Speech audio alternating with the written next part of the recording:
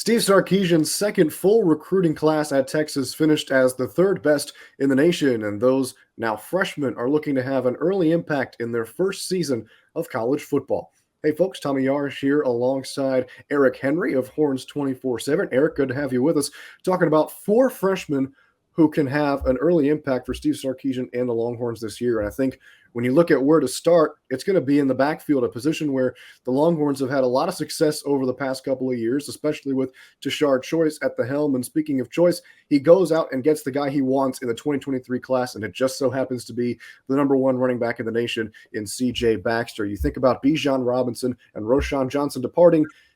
How about rebounding with the number one back in the country? And, Eric, what do you expect from Baxter in year one? Yeah, Tommy, first off, it's interesting. We're going to talk about incoming freshmen. For those of you listening, we're not going to talk Arch Manning because there are other freshmen in this class who are coming in ready to make an immediate impact. And quite frankly, I don't think you can look any further than C.J. Baxter, as you mentioned in your intro, the nation's number one rated running back recruit. Our national director of scouting for 24/7 Sports, Andrew Ivins, gives him a comp of Joe Mixon from the Cincinnati Bengals. And in my mind, that's an excellent comparison because you take a look at his running style. He's a one-cut running back. He's going to get the ball and then look to make his cut, advance up the field, get to the second level, and ideally to the third level of defense and look to score. And you take a look at him on film. He's a guy who his speed is pretty apparent. He's not a burner. He doesn't have track speed, but he was timed at a 4.5, which certainly isn't bad for a guy of his size. And in my mind, I think that's what he brings to the Texas backfield and specificity. This room at 6'1", 215 pounds, running a 4.5.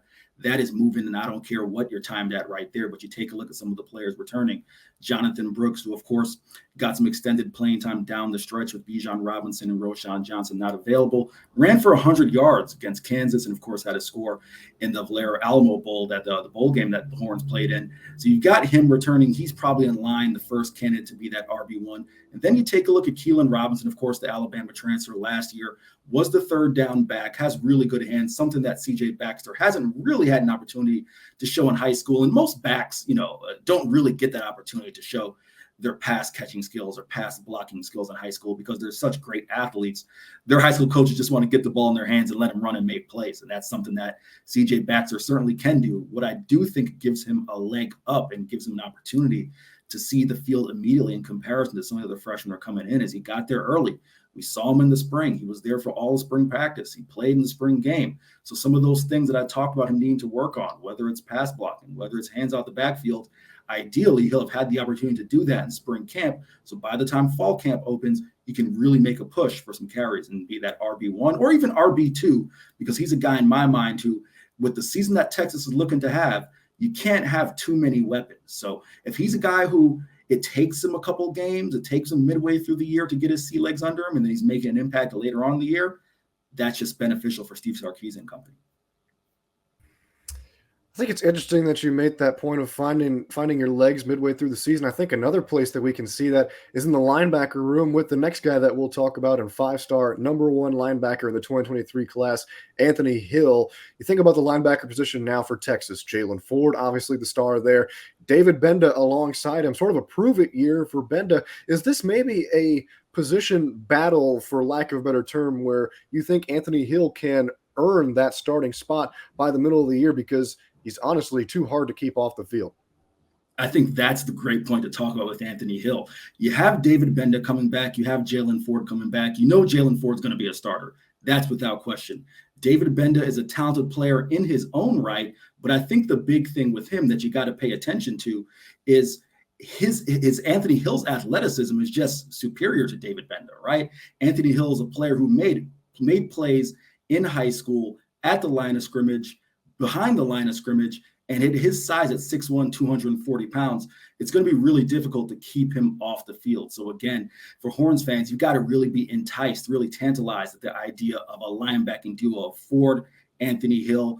And of course, when the Horns do go to three linebackers, David Benda can fill in there as well. So he's another player. Even if it doesn't happen immediately, expect to see him on the field as the season goes on.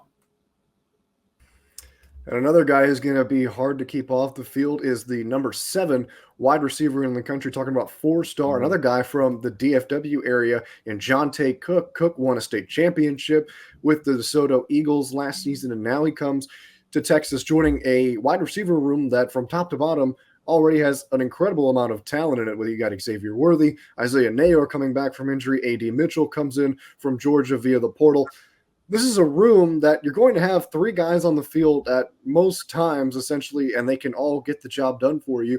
So now the question comes is where does Jonte Cook fit into that equation? Eric, what do you think the answer is? Yeah, I think the big thing with the receiver room is you have Xavier Worthy. You know he's going to be that wide receiver one. And in my mind, he's the headliner, right? That's pretty well stated. And you go from there, you have Jordan Whittington, a true veteran, someone who knows what he's doing out there, is going to make plays, came back for his final year at Texas, ideally to win a Big 12 championship and to achieve greater goals than he has in his career. Then from there, it's wide open in my mind. You have A.D. Mitchell, a player who made big-time plays on big-time stages, winning back-to-back national championships at Georgia. Now he returns to his home state. He's going to be kind of in a battle, with my mind, with Jonte Cook, someone who you saw him in his speed, his athleticism, getting down the field, making the big-time 76-yard TD grab from Malik Murphy in the spring. Does he have an opportunity to come in there and make plays as a third or fourth receiver? Again, we'll see. As I said, you can't have a shortage of weapons for the type of year that the Horns fans and Steve Sarkisian are looking for. So he's going to have the opportunity to make plays. It's just a matter of how quickly can he get up to speed. And again, he was there early, so that should benefit.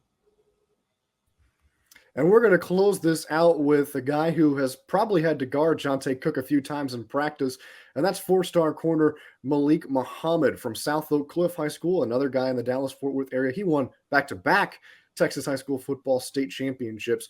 We talked about how stacked the wide receiver room is. I think you can say the same thing for the cornerback room. Ryan Watts comes back after a nice year. Terrence Brooks closed out the year strong. They bring in Gavin Holmes from Wake Forest for some veteran experience in the transfer portal. So similarly to Jonte Cook's situation in the wide receiver room, three guys seemingly ahead of Malik Muhammad in the rotation. So if you're Steve Sarkisian, how do you try to get your young corner in there to get some experience? Yeah, Tommy, it's a great point you talk about there. As I mentioned earlier, when you talk about the type of year that Texas is looking to have, you can't have a shortage of players, playmakers at the skill positions. On offense, running back, receiver, tight end. On defense, you got to have those guys on the outside at corner to be able to compete and cover those Big 12 offenses that are definitely going to try and make some plays on the outside. Malik Muhammad is certainly a very talented corner, as you mentioned. Played a lot of big-time high school football, has really talented bloodlines, has two cousins who played at Oklahoma State. I'd hate to be a part of those family barbecues trying to run routes against those guys when you got three D1 cornerbacks in the family. But you talk about Malik Muhammad, a player who has good size, really has the potential to step in there immediately and be physical with some of those Big 12 DBs. And as you talked about, the players that Steve Sarkisian and company brought in to try and replace the loss of Deshaun Jameson to the NFL, whether it's Gavin Holmes from Wake Forest, returners, and Ryan Watts, returners, and Terrence Brooks. So you can't have a good number. You can't have a shortage of defensive backs there. And Malik Muhammad definitely brings the playmaking skills, instincts, and really the ability to come in and step in immediately. So as I talked about, with this group we've mentioned, CJ Baxter probably has the most direct route to seeing the field immediately with the running back spot.